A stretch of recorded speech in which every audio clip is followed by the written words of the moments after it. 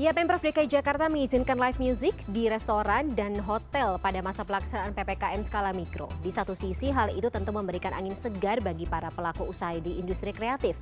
Tapi di sisi lain, pemberian izin ini kontradiktif saat ibu kota sedang kembali diterjang gelombang COVID-19. Lalu apa yang harus dilakukan pihak restoran dan juga hotel agar live music ini tidak menjadi klaster baru penyebaran COVID-19? Kami akan membahasnya bersama Sekjen Perhimpunan Hotel dan Restoran Indonesia atau PHRI, Maulana Yusran. Selamat malam, Pak Maulana. Selamat malam, Mbak Fani. Kabar baik ya, Pak ya? Alhamdulillah, Mbak. Baik, Pak Maulana, ini sejauh apa sebenarnya pemberian izin dalam meningkatkan okupansi hotel dan restoran yang kita tahu ya Pak terimbas cukup parah semenjak adanya pandemi COVID-19? Ya, sejauh ini memang kegiatan kan sudah banyak dilonggarkan ya. Kegiatan-kegiatan baik itu di hotel maupun di restoran itu sudah banyak dilonggarkan sehingga cukup lumayan membantu ya, walau belum banyak membantu tapi lumayan membantu lah untuk ya bisa tetap bertahan dalam situasi COVID yang mungkin belum tahu kapan sampai kapan akan berakhir. Kondisinya seperti itu, Mbak, sejauh ini. Oke, ada laporan Pak, peningkatannya seperti apa? Ada persentase yang sudah tercatat gitu, peningkatannya sejauh apa? Kalau secara nasional memang pada saat Lebaran itu memang tertekan sekali ya karena adanya pelarangan mudik, kecuali di DKI Jakarta. Pun pada saat setelah pembatasan baik masalah libur mudik dan sudah berakhir, kegiatan itu sudah mulai agak berangsur untuk normal gitu loh. Nah ini yang mungkin bisa saat ini agak terbantu ya okupansinya ini khususnya di hotel, baik itu secara nasional maupun itu di DKI Jakarta itu sendiri. Jadi memang kami perhatikan memang permasalahan utama itu okupansi tertekan itu kan sebenarnya karena pembatasan pergerakan itu yang masih ada. Kalau pembatasannya dilonggarkan, tentu okupansi hotel lumayan terbantu lah dari tekanan-tekanan yang terjadi jika pembatasan itu berkenan. Oke, Pak Maulana, kesepakatannya seperti apa sih untuk para anggota PHRI ini dalam menegakkan protokol kesehatan saat live musicnya sudah kembali diberlakukan? Ya sebenarnya kalau kita bicara hotel dan restoran itu kan pada umumnya ya mayoritas mereka sudah memiliki SOP terkait dari protokol kesehatan itu sendiri. Kemudian yang berikutnya mereka juga sudah memiliki sertifikasi CISE yang juga dikeluarkan oleh pemerintah melalui program pemerintah tahun lalu untuk lebih istilahnya untuk meyakinkan bahwa mereka memang benar-benar sudah menerapkan protokol kesehatan. Nah itu yang terjadi saat ini seperti itu untuk di industri hotel dan restoran khususnya ya.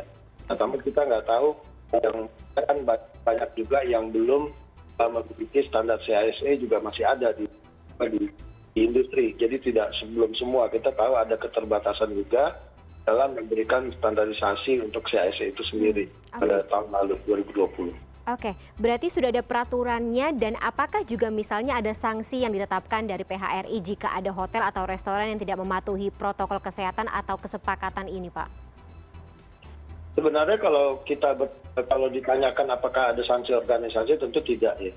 Namun kami di industri hotel dan restoran itu memang itu ada pada konsumen nantinya. Jadi banyak kritikan atau masukan dari konsumen jika ada salah satu properti itu baik itu di hotel ataupun restoran tidak menerapkan protokol kesehatan. Jadi kan industri hotel dan restoran ini sangat khawatir jika ada survei-survei negatif yang didapat oleh mereka gitu.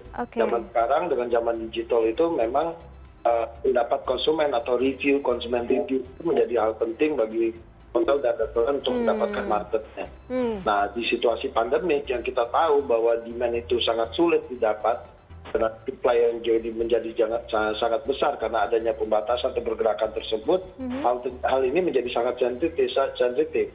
Jadi kami bisa yakinkan bahwa memang sebenarnya protokol kesehatan itu sudah pasti akan diterapkan bagi industri hotel dan restoran yang khususnya yang sudah benar yang mendapatkan sertifikasi CISA tersebut ya. Jadi berpengaruh juga kepada status kemudian reputasi dari hotel serta restoran itu sendiri ya, Pak Maulana. Pak Maulana, izin untuk live music di hotel dan juga restoran ini kan keluar ya pas lagi kondisi angka kasus COVID-19 di ibu kota sedang genting. Ini lagi melonjak angka kasusnya. Bagaimana kacamata atau PHRI melihat hal ini?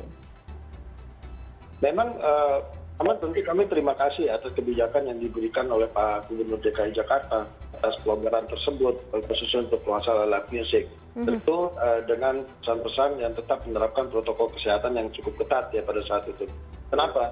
Karena memang kita sudah mengalami situasi seperti ini kan sudah lebih dari 1,5 tahun.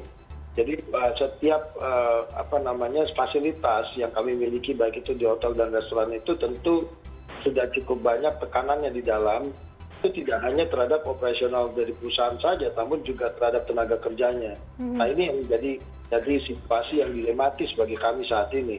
Nah tentu dengan adanya kebijakan tersebut, pertama tentu ada bagi tenaga kerja dan bagi pelaku bisnisnya tentu ada sedikit napas lega lah.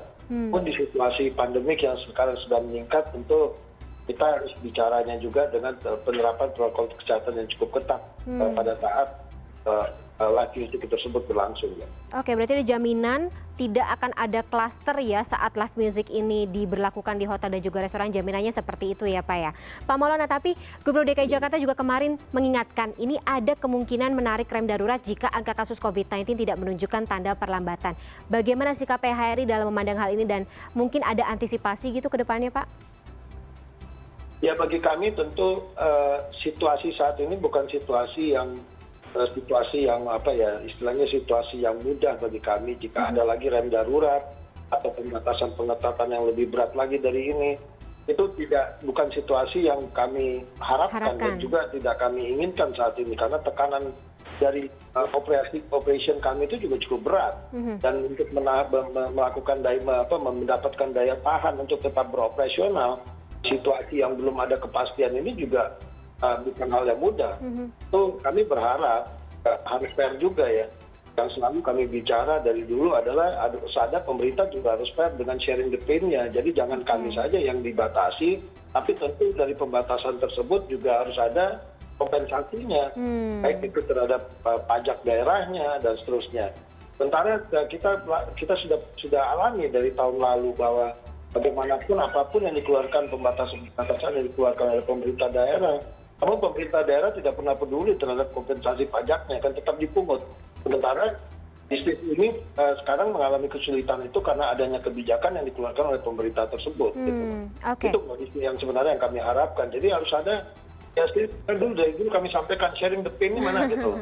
Jadi kita sama-sama lah memberantas ini, tapi sama-sama juga jangan hanya dari pelaku usahanya terus yang ditekan gitu.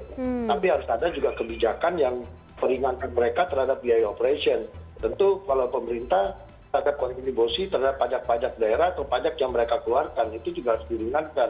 Tapi bukan pajak hotel atau pajak restoran ya, itu kan wajib pungut.